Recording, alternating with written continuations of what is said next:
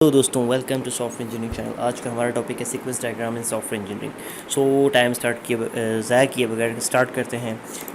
What is sequence diagram? It is an interaction diagram which tells you how and when objects of the system communicate with each other by passing messages. In short we can say it shows the sequence of messages between the different objects. ठीक है, अब इसके अंदर हम थोड़ा सा देखते हैं कि क्या होता है। दो ऑब्जेक्ट्स होते हैं, वो ऑब्जेक्ट कुछ भी हो सकते हैं। वो आपके सॉफ्टवेयर के अंदर के दो कोई मॉड्यूल्स भी हो सकते हैं। एक डेटाबेस हो सकता है, एक आगे इंटरफेस हो सकता है, उससे आगे के भी हो सकते हैं, इंटरफेस हो सकता है, और आप खुद भी एक ऑब्जेक्ट हो सकते हैं।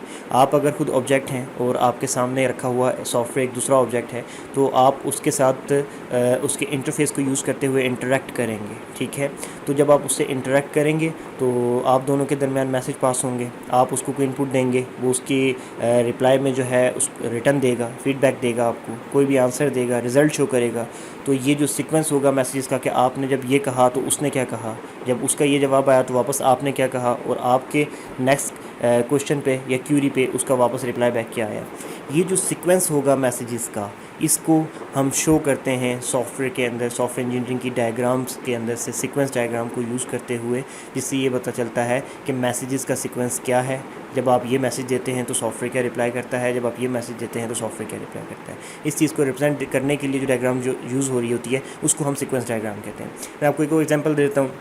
आप हैं और आपके सामने एक और कोई दोस्त बैठा हुआ है, ठीक हो गया। अब आप क्या करते हैं कि आप एक बना लेते हैं मैसेजिंग का सीक्वेंस बना लेते हैं कि अगर मैं तुम्हें ये कहूँ तो तुमने ये जवाब देना है, अगर मैं तुम्हें ये कहूँ तो उसके 2 मिनट के बाद तुमने वापस ये जवाब देना है, अगर मैं तुम्हें ये बोलूँ तो तुमने ये जवाब देना है। आप लोगों ने एक स्क्रिप्ट कर लिया, ठीक है। अब आप ये कह सकते हैं कि आप एक ऑब्जेक्ट ए हैं, आपका दोस्त एक ऑब्जेक्ट बी है। आप उसको एक मैसेज करते हैं, उसके रिस्पॉन्स में वो आपको जवाब देता है, फिर आप मैसेज करते हैं, उसके रिस्पॉन्स में वो आपको जवाब देता है, ठीक हो गया। अब ये सीक्वेंस चल रहा है। इस सीक्वेंस को अगर आप चाहते हैं कि यूएमएल डायग्राम्स को यूज़ करते हुए शो करें तो आप कैसे शो करेंगे?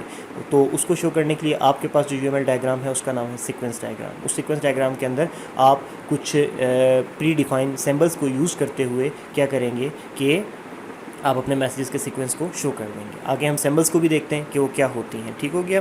तो व्हाट इज़ ऑब्जेक्ट? ऑब्जेक्ट मैंने आपको पहले बता दिया कि क्या है। It can be anything, an actor, a database, a UI और anything that is participating in the messages passing and involve in your system. Okay, so next चलते हैं।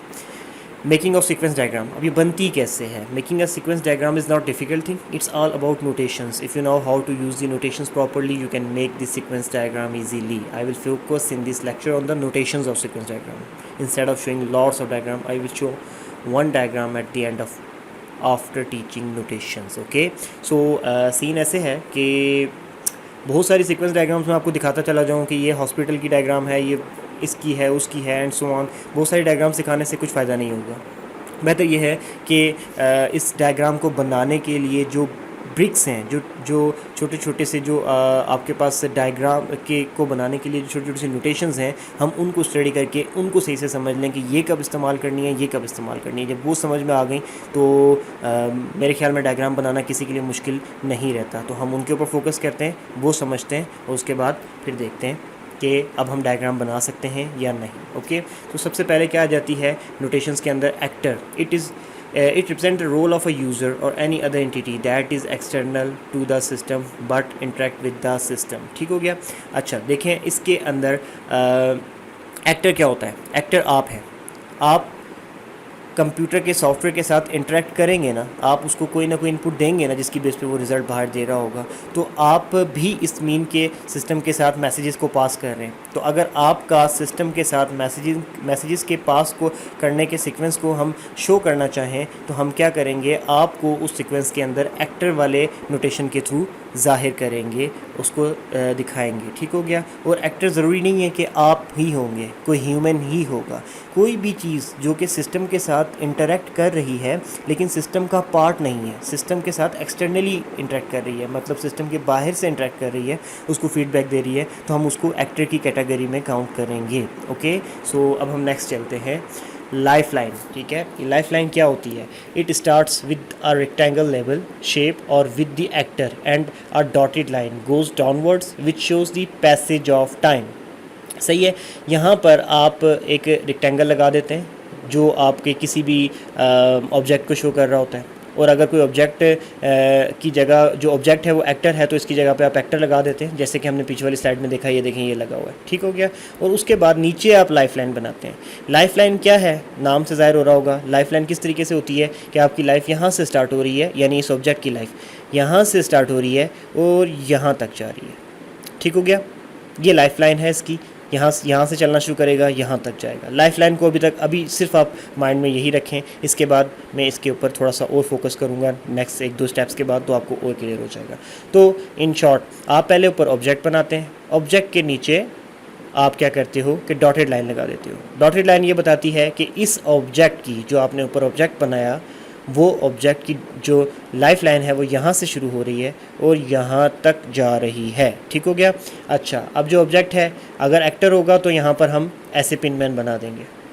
अगर अदर देन एक्टर कोई और ऑब्जेक्ट होगा तो उसकी जगह हम क्या करेंगे, ऐसे रेक्टेंगल बना देंगे, ठीक हो गया। अभी आपके माइंड में एक क्वेश्चन आ रहा होगा, और अगर नहीं भी आ रहा तो आना चाहिए था, कि अगर आपने इस रेक्टेंगल के साथ लाइफ लाइन को डॉटेड लाइन से शो किया है तो एक्टर के साथ लाइफ लाइन को इस तरीके से क्यों एक बोल्ड टाइप की लाइन, एक रेक्टेंगल टाइप की लाइन से, फिल्ड लाइन से क्यों शो किया है, इसका जवाब मैं आपको आगे देता हूँ, ठीक हो गया।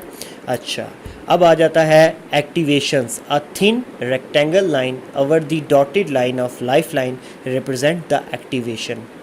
Okay, it represents the period in which an element is performing action. Okay, dotted line ही लाइफ लाइन होती है, लेकिन उसके ऊपर ये जो रेक्टेंगल किस्म की फील्ड लाइन लगी हुई होती है, ये रिप्रेजेंट ये कर रही होती है कि लाइफ तो यहाँ से यहाँ तक है, लेकिन इस लाइफ के अंदर ये यहाँ से यहाँ तक ये बिल्कुल शांति से बैठा हुआ था, सुकून से बैठा हुआ था, और समझ लें कि आराम फरमा रहा था। लेकिन ये एक्टिव कहाँ से हुई है, इसके अंदर इसने अपनी ज़िंदगी में जो कोई काम करना शुरू किया है, कुछ एक्शन परफॉर्म करना शुरू किया है, वो कहाँ से शुरू किया है, इस पॉइंट से। तो जिस पॉइंट से लेकर जिस पॉइंट तक ये कुछ एक्शन परफॉर्म करता रहा है, उसके ऊपर हम इस तरीके का एक फिल्ड रेक्टेंगल लगा देते हैं, और इसको क्या कहते हैं, एक्टिवेशन, ठीक हो गया। तो अब पीछे जा रहा हूँ मैं वापस, ये हमने खाली लाइफ लाइन शो की थी, इसके ऊपर एक्टिवेशन मौजूद नहीं थी, ठीक हो गया। और इससे पीछे एक्टर के साथ जो हमने सिंबल शो की हुई है, ये पूरी की पूरी, इसमें हमने ये शो किया हुआ है कि एक्टर स्टार्ट होते ही, अपनी लाइफ लाइन स्टार्ट होते ही एक्टिव हो गया और एंड तक एक्टिव रहा, इसकी एक्टिवेशन को शो किया गया है। तो इसलिए इसके पीछे डॉटेड लाइन पूरी की पूरी छुप चुकी है। तो अदरवाइज़ जस्ट आपने अगर लाइफ लाइन शो करनी है तो आप ऐसे करेंगे। अगर आप ये शो करना चाहते हैं कि अपनी लाइफ के अंदर इसने इस पॉइंट से कोई एक्शन परफॉर्म करवाना शुरू किया और यहाँ तक वो एक्शन परफॉर्म करवाता रहा, तो आप उस पॉइंट से जहाँ से शुरू किया और जहाँ तक वो परफॉर्म करवाता रहा, वहाँ पर ये आप एक्टिवेशन को ऐड कर देंगे। क्लियर? ओके, अब हम नेक्स्ट चलते हैं, कॉल मैसेज, ठीक हो गया। अब ये समझ लें कि इसके ऊपर भी कोई ऑब्जेक्ट है यहाँ पर, और यहाँ पर भी सेम लाइक इसकी तरह, जैसे ये रेक्टेंगल ऑब्जेक्ट बना हुआ है, ठीक हो गया। लेकिन यह है कि हम इस वक्त मैसेज के सीक्वेंस को स्टडी कर रहे हैं, तो हमने उसी पे मेन फोकस रखा हुआ है। अब एक ऑब्जेक्ट था कोई यहाँ पर, ऑब्जेक्ट ए, उसकी पहले पूरी लाइन के ऊपर वो शांत रहा, सुकून में रहा। यहाँ से उसने वो एक्टिव हुआ मैसेज सेंड करने के लिए, तो क्या है कि यहाँ से हमने उसकी लाइफ एक्टिवेशन शो कर दी, ठीक हो गया। और यहाँ से उसने मैसेज सेंड किया, अच्छा, यहाँ से उसने मैसेज सेंड किया और यहाँ पर हमें वो आकर दूसरे ऑब्जेक्ट के ऊपर रिसीव हुआ। ओके, तो अब इसके अंदर क्या है कि हमने दूसरे ऑब्जेक्ट के ऊपर भी, जहाँ पर दूसरे ऑब्जेक्ट ने मैसेज रिसीव किया, तो डेफिनेटली उसने भी एक्टिविटी परफॉर्म की, एक्शन परफॉर्म कराया। कौन सा एक्शन? मैसेज को रिसीव करने का। तो इसलिए देखें थोड़ी देर के लिए उसके ऊपर भी हमने एक्टिवेशन लगा दी। तो कॉल मैसेज क्या है? This is the message we send from one active life line to the next active life line of object. Means के हमने एक ये ऑब्जेक्ट था और ये इसकी लाइफ लाइन थी, और इसके अंदर इसके ऊपर एक एक्टिवेशन डालकर उसके बाद यहाँ से एक मैसेज भेजा किसी दूसरे ऑब्जेक्ट के ऊपर, और वो भी फिर उस मैसेज को रिसीव करने के लिए एक्टिवेट हो गया, और उसने यहाँ पे मैसेज रिसीव कर लिया। और इसके मैसेज रिसीव कर लेने की थोड़ी ही देर बाद जो ऑब्जेक्ट जिसने मैसेज सेंड किया था वो यहाँ पे ख़त्म हो गया, उसकी एक्टिविटी यहाँ पे ख़त्म हो गई। तो अब आप ये देखें उससे आगे फिर वो दोबारा डॉटेड लाइन आ गई, मीन्स कि अब वो दोबारा रिलैक्स फॉर्म में आ चुका है। तो मैसेज जब आप भेजते हैं एक ऑब्जेक्ट से दूसरे ऑब्जेक्ट की तरफ, ठीक है, एक ऑब्जेक्ट की लाइफ लाइन को इस तरीके से रिप्रेजेंट करते हैं जो मैसेज भेज रही है, और फिर उसके बाद जहाँ पे रिसीव हो रहा होता है तो वहाँ पर इस तरीके से उसको रिप्रेजेंट किया जाता है। और इस जगह पे जहाँ पे लिखा हुआ है मैसेज, ये पहला मैसेज था इसलिए 1 आ गया, और जहाँ पे लिखा हुआ है मैसेज, यहाँ पर आप उस मैसेज का नाम लिखते हैं कि क्या मैसेज है, और आप उसको सम टाइम एक मेथड की तरह, यानी कि उसके आगे 2 ब्रैकेट्स लगा के उसको शो कर देते हैं, क्योंकि हम मैसेजेस एक ऑब्जेक्ट से दूसरे ऑब्जेक्ट पे, फॉर एग्जांपल एक क्लास से दूसरी क्लास में वाया मेथड्स ही या वाया फंक्शंस ही भेज रहे होते हैं। ओके, अब हम दोबारा इससे आगे नेक्स्ट देखते हैं। इससे आगे आ जाता है रिटर्न मैसेज। जब आप किसी ऑब्जेक्ट ए की तरफ से एक मैसेज भेजोगे ऑब्जेक्ट बी को, तो डेफिनेटली उसने उसके रिस्पॉन्स में कोई ना कोई रिटर्न मैसेज करना है ना, तो उसी को रिटर्न मैसेज कहते हैं। When we send a call message from an A object to B object, the object B also replies to A, that is known as return message, जो कि मैंने भी आपको बताया। ओके, अच्छा, इसके बाद हमने क्या करना है कि जब रिटर्न मैसेज आएगा तो हम एग्जैक्टली वैसे ही जैसे हमने कॉल मैसेज जो सेंड होता हुआ मैसेज शो किया था, एग्जैक्टली वैसे ही रिटर्न मैसेज शो करेंगे। लेकिन रिटर्न मैसेज में एक हल्की सी चेंजिंग क्या होगी कि रिटर्न मैसेज की ये जो एरो वाली लाइन है इसको डॉटेड कर देंगे। ठीक है, इट्स मीन के यहाँ देखें पीछे वाली लाइन से कि हमने इधर से एक मैसेज इसको भेजा था, ठीक हो गया। उसको भेजने के बाद अब वो नेक्स्ट स्टेप में उसको रिप्लाई दे रहा है वापस, तो उस रिप्लाई को हमने क्या किया कि डॉटेड लाइन के ऊपर शो कर दिया। ये जो रिप्लाईज़ वगैरह हैं ये कभी भी लाइफ लाइन के ऊपर नहीं आएंगे, ये हमेशा एक्टिवेशन की जो बार है उसके ऊपर ही आएंगे, क्योंकि डेफिनेटली कोई भी ऑब्जेक्ट जब मैसेज रिसीव कर रहा होगा या सेंड कर रहा होगा तो कोई एक्टिविटी परफॉर्म कर रहा होगा। तो जब भी कोई ऑब्जेक्ट एक्टिव होता है तो हम उसके ऊपर ये एक्टिवेशन बार डाल देते हैं कि यहाँ से यहाँ तक ये एक्टिव था। तो इसने मैसेज भेजा, जब ये मैसेज भेज रहा था तो एक्टिव था, मैसेज सेंड हुआ, इधर इसने रिसीव किया, जब ये रिसीव कर रहा था एक्टिव था, और ये सेंड करने और ये रिसीव करने के थोड़ी देर के बाद दोनों की एक्टिविटीज़ ख़त्म हो गई, और उसके बाद ये दोबारा से सिंपल लाइफ लाइन पे आ गए। ओके, ये सेम लाइफ लाइन इसी तरीके से है कि जैसे एक मेडिकल के अंदर एक वो डिवाइस यूज़ की जाती है कि जब तक कोई इंसान सांस ले रहा होता है, उसकी हार्ट बीट चल रही होती है, तो वो उसके अंदर एक लाइन चल रही होती है, और वो ऐसे अप एंड डाउन एक ग्राफ बनाती हुई जा रही होती है, और जैसे ही किसी इंसान की डेथ हो जाती है तो वो लाइन स्ट्रेट हो जाती है।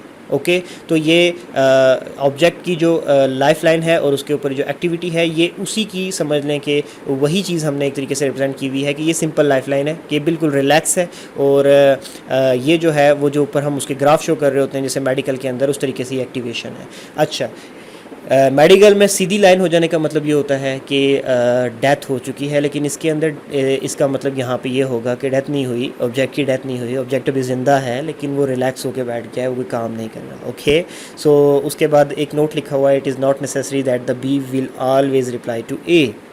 ये बड़ी काम की बात है कि हमने यहाँ पर देखा कि ए ने एक ऑब्जेक्ट था, ये कोई ए, इसने मैसेज भेजा बी को। ओके, यहाँ बात ख़त्म हो गई। ठीक, अब इसने यहाँ पे रिप्लाई नहीं किया, लेकिन हम दूसरी जगह देख रहे हैं कि अगर ए कोई मैसेज भेजता है बी को तो वापस रिप्लाई बी आएगा।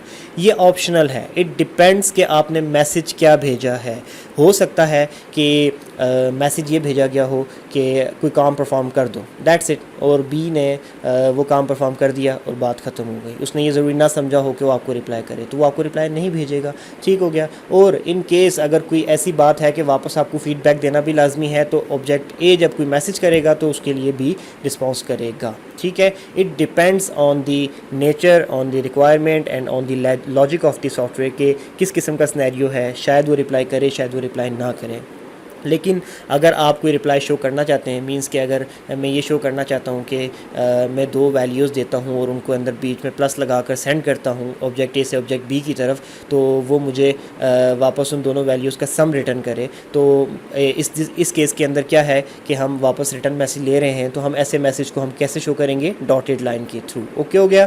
सो अब हम चलते हैं सेल्फ मैसेज की तरफ। A life line activation send message to itself for something that is known as self message, self message. Okay, जैसे कि नाम आपको शो कर रहा है, इसके अंदर क्या होता है कि एक ऑब्जेक्ट होता है, वो अपने आप को ही क्या करता है कि किसी भी रीज़न की वजह से मैसेज भेज देता है। ओके, मतलब कोई भी ऐसी बात हो सकती है कि हम एक ऑब्जेक्ट को बोलते हैं कि ये काम करो, और वो ऑब्जेक्ट के किसी काम को करने के लिए कुछ प्री रिक्वायर्ड कंडीशंस थी, वो हमने सेटिस्फाई नहीं की थी, तो वो क्या करेगा, ऑब्जेक्ट अगले ऑब्जेक्ट से इंटरेक्ट करने से पहले वहीं से ही उसी ऑब्जेक्ट के अंदर रहते हुए हमें मैसेज बैक कर देगा। मैं इसकी एक छोटी सी एग्जांपल देता हूँ कि मैंने एक फॉर्म बनाया, उस फॉर्म के पीछे मैंने डाटाबेस को कनेक्ट किया हुआ है। ठीक हो गया। अब मैं ये चाहता हूँ कि जब मेरी तरफ से कोई मैसेज मैं फॉर्म फिल करूं और जैसे ही मैं सेंड का बटन दबाऊं तो जो मेरा फॉर्म वाला ऑब्जेक्ट है वो मैसेज भेजे डाटाबेस को कि इसको सेव कर लो। ओके। और फिर डेटाबेस की तरफ से मुझे रिप्लाई आए डॉटेड लाइन के ऊपर से ऑब्जेक्ट बी यानी डेटाबेस की तरफ से ऑब्जेक्ट ए की तरफ रिप्लाई आए कि डाटा सेव्ड सक्सेसफुली इन दी डेटाबेस। ओके। अब मैं ये काम चाहता हूँ, लेकिन मैंने क्या किया कि मैंने फॉर्म के अंदर कुछ डाटा गलत डाल दिया या फिर कुछ फील्ड्स मैंने एम्प्टी छोड़ दिए। मैं जैसे ही सेव पे क्लिक करूँगा तो इससे पहले कि मेरा जो फॉर्म वाला ऑब्जेक्ट है वो डाटाबेस को कोई मैसेज भेजे, वो चेक करके सेल्फ रिप्लाई कर देगा। मतलब अपने ही अंदर से मुझे मेरे सामने ये रिप्लाई दिखा देगा कि वो जो है आपकी तरफ से वैलिडेशन का एरर है, आपकी तरफ से ये फील्ड्स को फिल नहीं किया गया, तो काइंडली इनको फिल करें। सिंपल सी बात है। और इसी मैसेज को अगर मैं फॉर्म और यूज़र के दरमियान शो करवाऊँ तो इसमें क्या होगा कि यूज़र की तरफ से फॉर्म को डाटा गया और फॉर्म की तरफ से अगर डाटा इनकरेक्ट था तो फॉर्म की तरफ से वापस रिप्लाई आया यूज़र को। ठीक हो गया कि आपकी तरफ से ये डाटा रह गया है। और इसी मैसेज को अगर मैं फॉर्म एंड डाटाबेस के दरमियान ड्रॉ करने की कोशिश करूं तो उसमें क्या होगा कि ये सेल्फ मैसेज बन जाएगा कि फॉर्म ने अपने आप की तरफ से ही वापस एक मैसेज स्क्रीन पे शो करवाया कि डाटा जो है वैलिड नहीं है, तो इसलिए मैं सेंड नहीं कर सकता मैसेज बी को। ओके। तो ये चीज़ है सेल्फ मैसेज। आगे हम जाते हैं ड्यूरेशन मैसेज। इसमें क्या है कि when we send a message from object A to object B and it take little bit time to respond back, then we will show such kind of case with duration message. Okay. अब मैं इसमें क्या करता हूँ कि मैं ये करता हूँ कि फॉर एग्जांपल एक मैसेज भेजता हूँ ए की तरफ से बी को, सही हो गया। अब बी ने वो मैसेज तो रिसीव किया होगा, लेकिन हो सकता है कि उस मैसेज के रिसीव होने के बाद उसको कुछ और फंक्शंस अपने तौर पे परफॉर्म करवाने पड़े और उन फंक्शंस के परफॉर्म करवाने के बाद ही वो मैं जवाब दे सके। फॉर एग्जांपल मैंने जो ए की तरफ से एक मैसेज भेजा कि मुझे इन्फॉर्मेशन चाहिए कोई भी किसी भी चीज़ के बारे में, और ये मैंने बी को बोला। अब बी के पास भी वो इन्फॉर्मेशन नहीं थी बी ऑब्जेक्ट के पास, तो बी ऑब्जेक्ट क्या करेगा कि पहले आगे किसी को कॉल करेगा, किसी से बात करेगा, उसके बाद वो इन्फॉर्मेशन गैदर करेगा। इन्फॉर्मेशन गैदर करने के बाद वो फिर मुझे वापस देगा ना। तो इन बिटवीन जब तक वो गैदर करता है इन्फॉर्मेशन सारी की सारी, तब तक मैं वेट करता रहूँगा और उसके बाद जाके वो कहीं पे रिस्पॉन्ड करेगा। तो जब ऐसी कंडीशन आ जाती है तो हम ड्यूरेशन मैसेज की एक्टिविटी को यूज़ करते हैं। इसमें हम क्या करते हैं कि यहाँ से ऑब्जेक्ट ए की तरफ से मैसेज गया और यहाँ से मैसेज देने के बाद अब क्योंकि बी ने रिस्पॉन्ड लेट करना है तो हम बी की एक्टिवेशन को थोड़ा सा नीचे जाकर रिप्रेजेंट करते हैं एक्टिवेशन लाइन को, और ये जो एरो मैसेज वाला जो एरो है इसको हम थोड़ा सा नीचे की तरफ डाउन करके शो करते हैं कि जी इसने रिप्लाई हमें वापस लेट करना है, या फिर हमें जो फीडबैक है या कोई भी रिस्पॉन्स है वो हमें उसने लेट करना है, उसकी तरफ से रिस्पॉन्स लेट आना है इस कंडीशन के अंदर। तो इसलिए हम क्या करते हैं इस चीज़ से इस लेट मैसेज को रिप्रेजेंट करते हैं। कल अब आप जैसे कोई सॉफ्टवेयर बना रहे हो और आपने एक ऑब्जेक्ट ए बनाया और उसकी लाइफलाइन के ऊपर से ऐसे एक एरो बना के मैसेज सेंड किया ऑब्जेक्ट बी की तरफ, और आपने इस एरो को थोड़ा सा स्लोपी बना दिया, थोड़ा सा डाउन कर दिया और एक्टिवेशन के ऊपर लिंक किया, तो अगर कोई डायग्राम्स को समझने वाला है तो वो समझ जाएगा कि यहाँ पर ऑब्जेक्ट ए की तरफ से एक मैसेज जा रहा है जो ऑब्जेक्ट बी रिसीव कर रहा है, लेकिन रिसीव करके इंस्टेंटली फ़ौरन उसी वक्त जवाब नहीं दे रहा, थोड़ा सा वेट करवाने के बाद जवाब दे रहा है। तो इसको हम ड्यूरेशन मैसेज का नाम देते हैं। ओके। अच्छा, इसके बाद आ जाता है create message. On the base of a message new life line बॉन्ड, this is what we call create message. ठीक है। एक ऑब्जेक्ट था ही नहीं, सिरे से नहीं था, ऑब्जेक्ट भी एग्जिस्ट ही नहीं करता था, लेकिन ऑब्जेक्ट ए की तरफ से एक मैसेज गया, एक मैसेज ऐसा गया कि उस मैसेज के रिस्पॉन्ड में दूसरा ऑब्जेक्ट क्रिएट हो गया, तो हम इसको क्या कहेंगे क्रिएट मैसेज। अब और इसको रिप्रेजेंट कैसे करेंगे, इस तरीके से, ये कोई लाइफ लाइन है ऑब्जेक्ट ए की, उसकी तरफ से हमने मैसेज भेजा, तो मैसेज भेजते हुए हमने उसकी एक्टिवेशन शो की, और जैसे ही मैसेज गया, मैसेज के जाते ही क्या हुआ कि एक ऑब्जेक्ट क्रिएट हुआ। ठीक है, ऐसा हो सकता है, पॉसिबल है, काफ़ी सारे सिनेरियोज़ में ऐसा होता है कि आप मैसेज ही शायद यही भेज रहे हो कि क्रिएट ऑब्जेक्ट भी, तो जैसे ही ऐसा होगा तो हम ऑब्जेक्ट के ऊपर एक डॉटेड लाइन के थ्रू एरो लगाएंगे और उसके बाद उसकी लाइफ लाइन को नीचे सेंड कर देंगे। ठीक है। वैसे ये वाली डॉटेड लाइन कब हम शो करते हैं, एक ये डॉटेड लाइन हम तब शो करते हैं जब हम किसी ऑब्जेक्ट बी की तरफ से वापस रिप्लाई आ रहा होता है ऑब्जेक्ट ए को और हम वो शो करना चाह रहे होते हैं, तो हम डॉटेड लाइन से रिप्लाई बैक को शो करते हैं। लेकिन दूसरा डॉटेड लाइन को हम कब इस्तेमाल करेंगे, जब हमने ऑब्जेक्ट को किसी मैसेज के रिसीव होने पे क्रिएट करवाना हो। जैसे कि ऑब्जेक्ट ए ने एक मैसेज भेजा कि ऑब्जेक्ट बी को क्रिएट करो, तो उस मैसेज के रिस्पॉन्ड में ऑब्जेक्ट बी क्रिएट हो रहा है क्योंकि, तो हम क्या करेंगे कि डॉटेड लाइन से इस तरीके से आगे ऑब्जेक्ट क्रिएट करवा देंगे और उसके आगे नीचे लाइफ लाइन लगा देंगे। तो ये कुछ नोटेशंस थी। अब हम एक छोटी सी डायग्राम देख लेते हैं, और एक इसके अंदर क्या है कि एक ऑब्जेक्ट है बना हुआ पावर कंट्रोल यूनिट, ये किसी व्हीकल की डायग्राम है स्टार्ट करने वाली, कि वो उसको स्टार्ट करने के एक उसको शो कर रही है क्या समझ लें आपके एक पूरे प्रोसीजर को शो कर रही है, एक सीक्वेंस को शो कर रही है कि एक व्हीकल स्टार्ट कैसे होती है, कौन सा मैसेज किधर से किधर जाता है और एंड सो ऑन। ठीक है, तो हम इस पर गौर करते हैं। तो पहले इसके अंदर दिखाया गया कि एक व्हीकल का पावर कंट्रोल यूनिट है। ओके, उसकी लाइफ लाइन चलती आ रही है, चलती आ रही है, चलती आ रही है। पीछे कहीं किसी जगह से उसको एक मैसेज आया और वो पहला मैसेज था कि स्टार्ट व्हीकल। ठीक है, देखें इसने फंक्शन के तौर पे उसको शो किया हुआ है। और जब वो मैसेज आया तो मतलब ये कि हमने उसके ऊपर कोई बटन क्लिक किया, या फिर एक छोटी सी एग्जांपल मैं आपको रियल लाइफ एग्जांपल पे ले चलता हूँ। वही बात है कि हमने चाबी घुमाई, चाबी जब हमने घुमाई तो मैसेज एक्चुअली क्या गया पावर कंट्रोल यूनिट को, स्टार्ट व्हीकल, और उसने मैसेज जहाँ से रिसीव किया वहीं से उसकी एक्टिविटी स्टार्ट हो गई। उस ऑब्जेक्ट पावर कंट्रोल यूनिट नाम के ऑब्जेक्ट की एक्टिविटी स्टार्ट हो गई। उसके बाद जब हमने उसको यहाँ से मैसेज दिया तो नीचे जाकर हमने क्या कहा कि इसने एक मैसेज, पावर कंट्रोल यूनिट के ऑब्जेक्ट ने एक मैसेज दिया इनेबल का। किसको? इलेक्ट्रिक पावर कंट्रोलर को। ठीक है, कि मतलब ये कि जब इसका जो वो चाह रहा है कि स्टार्ट करो व्हीकल को, तो मींस के पावर कंट्रोल यूनिट जो इलेक्ट्रिकली जो गाड़ी स्टार्ट होने वाली है उसको इनेबल कर दो, उसकी पावर को इनेबल कर दो। जैसे ही इसने ये मैसेज दिया तो आगे उसकी भी लाइव एक्टिविटी स्टार्ट हो गई। किसकी? इलेक्ट्रिकल पावर कंट्रोल यूनिट की। ठीक है, उस ऑब्जेक्ट की भी एक्टिविटी स्टार्ट हो गई। उसने इस मैसेज को रिसीव किया, उसके ऊपर काम किया, और जब उसने इनेबल कर दिया पावर कंट्रोल यूनिट को तो उसने वापस रिप्लाई बैक कर दिया कि रेडी, मींस कि गाड़ी स्टार्ट हो चुकी है। ठीक हो गया। तो ये हमने एक छोटी सी डायग्राम क्या बनाई, क्या मैंने खैर ये मैंने आपका कंसेप्ट क्लियर करने के लिए to be very frank net से कॉपी की है। सिंपल डायग्राम है, तो इससे आई होप तो आपको समझ आ गया होगा। अच्छा देखें मैसेज के सीक्वेंस को इसने कैसे शो किया है। 1.0 मींस ये कि पहला मैसेज जो गया वो 1.0 था, उसी के अंदर से उसकी फर्दर उसी की सीक्वेंस के अंदर जो दूसरा मैसेज गया, यानी कि 1.0 के रिस्पांस में जो चीज़ चल रही थी उसको उसने 1.1 कर दिया। फिर उसी के रिस्पांस में वापस जो रिप्लाई बैक आया उसने उसको 1.2 कर दिया। तो ये मेथड है कि आप एक सीक्वेंस को पूरे शो करना चाह रहे हैं और आपने काफ़ी सारे सीक्वेंस शो करने हैं, तो एक सीक्वेंस की जो नंबरिंग है वो आप ऐसे कर लें कि पहला मैसेज 1 था तो उसका उसी की बेस पे जो नेक्स्ट मैसेज क्रिएट किया गया तो उसको 1.1 कर लें। उसकी मैसेज पे और कोई उसी की बेस पे कोई और मैसेज क्रिएट किया जा रहा है तो उसको 1.2 कर लें। फिर कोई रिप्लाई आ रहा है तो उसको 1.3 कर लें। मीन्स एक सीक्वेंस के सारे मैसेज आपस में इंटर रिलेट हो जाएंगे इस नंबरिंग की कंडीशन से। और अगर आप चाहें तो 1.0, 1.1, 1.2 ना भी यूज़ करें, आप इन मैसेजेस को सिंपली ये भी कह सकते थे कि ये 1 है, ये 2 है, ये 3 है, तो वो भी ओके था। इसमें कोई ऐसा बड़ा मसला नहीं है।